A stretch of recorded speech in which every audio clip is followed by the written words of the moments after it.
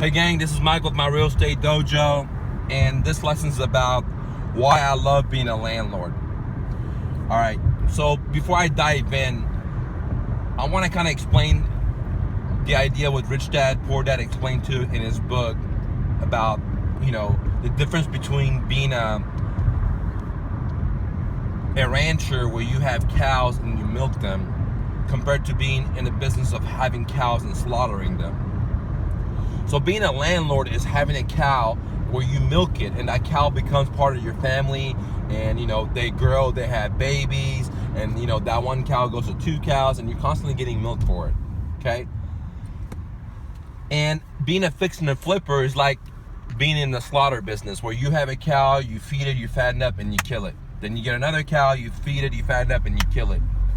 And the reason I like being a landlord is because A, I don't like to kill animals, and B, I like to take my time, give that cow, give it love, give it compassion, make it fat, have it give me great milk year after year, month after month, and then have that cow marry, and have babies and have more cows.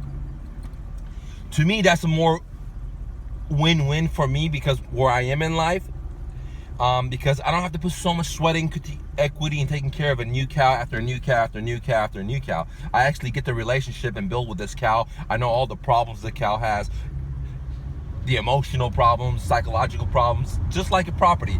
For example, if I have a property in Grand Prairie, I know all the ins and outs of that area. I know all the school system, what the rents are in that zip code, who's building what. So I really know that property really good. I know all the emotions, what kind of renters are out there, what is the demands, what is the lacks.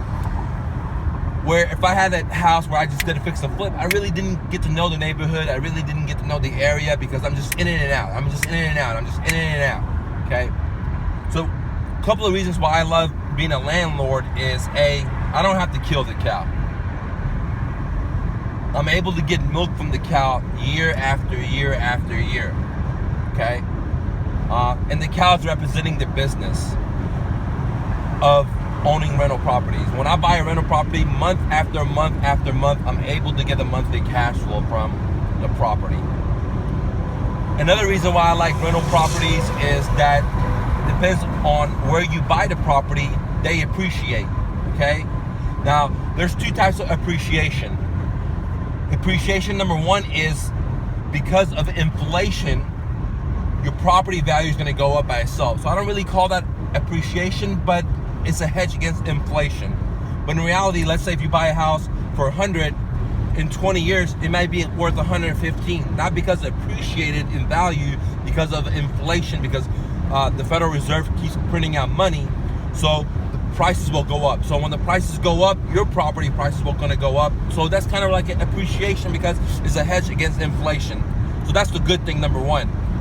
The second thing is if you're buying properties in nice areas, not in war zones, they're going to appreciate. For example, roughly about 5 years ago, I bought a subject to property in Grand Prairie, roughly about $3,000. In the 5 years, the house had appreciated significantly. Okay, so when I sold it just a few weeks ago, I made money on the appreciation as well. So one of the main reasons I love rental properties is that it gives me appreciation in certain areas. Now, I don't just buy for appreciation, but it's a good backup plan. I buy for deep discount and I buy for cash flow. Now, another reason why I love rental properties is that it gives me cash flow.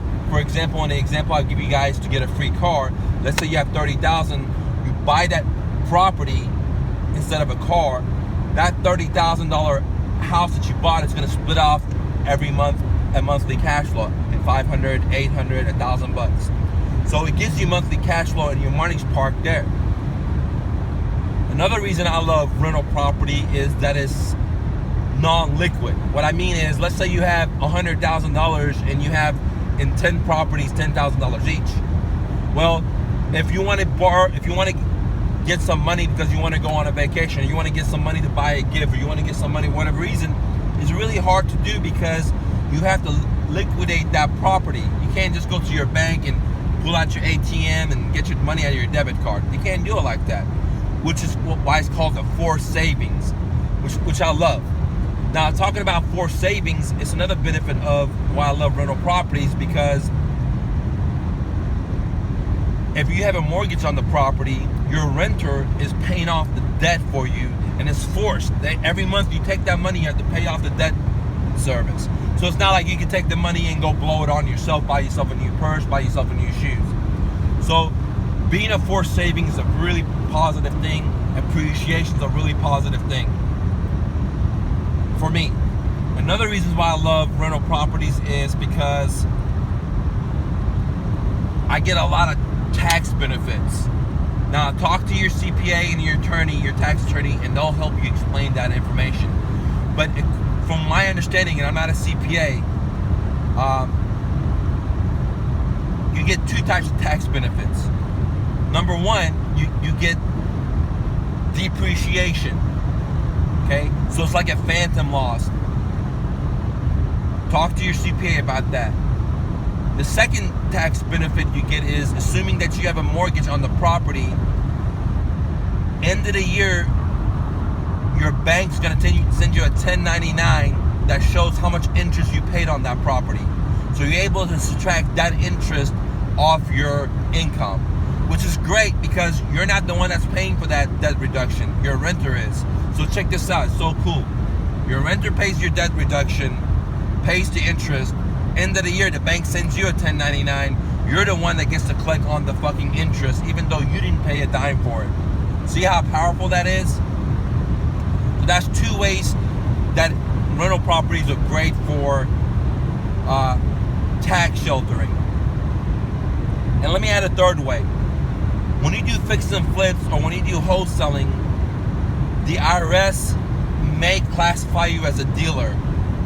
Where if you're a buy and hold guy, you're a long-term investor, so you pay a different bracket of taxes compared to being a dealer. Which is so three ways to benefit from tax sheltering from being a landlord. And here's another benefit that sounds kind of funny, but let's say if our money system crashes because it's fiat, which means it's not backed by gold. Well, if you have all this money in the bank, you couldn't do shit with it because it's just worth nothing. But if the bank system crashed, I could always tell my renters, hey buddy, I need 2 eggs, or I need you to wash my car, I need you to do this for me, or I need you to give me some cooking food, or I need you to do this in return because I have a hard asset. You want to live in my property? I need you to do this, do this, do this for me in return, because nobody's accepting money anymore. So that's the great thing about having a hard asset compared to stocks, because if the system crashes, nobody gives a fuck about stocks. Nobody gives a fuck about your paper dollar. But if you have a hard income producing asset, people still need a place to live, and they can substitute by the bargaining system. This may not happen, but you know, I'm a refugee to America, and living in a country where the money system wasn't that powerful, it's a good fear factor behind my head that I'm always thinking about. What if the system crashes? How am I going to live? You may not be thinking like that, but I am. Okay. What are some other benefits of rental properties? There's so much, guys. There's so much. We talked about the inflation. We talked about appreciation. We talked about the tax benefits. We talked about how it's not easy to liquidate. We talked about the monthly cash flow. We talked about it's a forced savings. So I think that wraps it up. That should wrap it all up. So this is why I love being a landlord compared to doing wholesaling or compared to do fix and flips, because I put my time into planting that seed, and I'm able to have that harvest year after year after year. So it's not like wholesaling or fix and flipping where I put my time, I quickly sell it, kill the cow, go to the next cow. Kill the cow, go to the next cow. Alright gang, if you like these videos, please like, please share, please comment. Don't take no for an answer. This is 2016. You live in the best country ever. Go out there and hustle and bustle and make your dreams come true. This is Michael, my Real Estate Dojo. See you later, gang.